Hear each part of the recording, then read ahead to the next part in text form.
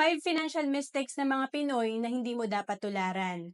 Una is hindi ka nag-iipon. Siyempre, pag wala tayong ipon, pwedeng mabaon tayo sa utang kasi wala tayong emergency fund at mga investment. And then, pangalawa, kumukuha ka ng mga bagay na hindi mo pa-afford. Dito na nagsisimula na pwedeng mabaon tayo sa utang kasi yung bahay hulugan, yung kotse hulugan, yung mga appliances natin utang lang. And then, pangatlo, living paycheck to paycheck.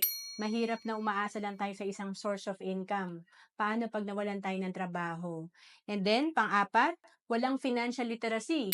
Ako, natuto lang din talaga ako sa mga financial books at financial workshops. Kahit accountant ako, hindi ko talaga ito nalaman sa school. And then, pang-lima, walang retirement plan. Lahat tayo kailangan may retirement plan.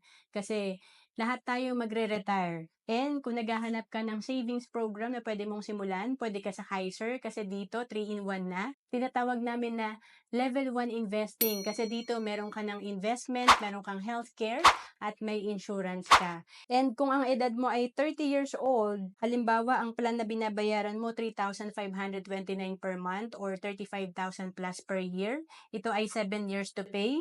Sa total na binayad mo na 247,000 plus, pag edad mo ng 60, ang projected fund mo nasa 1.8 million at pag edad mo ng 65, nasa 2.9 million na ang iyong fund. To know more about Kaiser, message mo lang ako sa FB, Roan Celis Capistrano.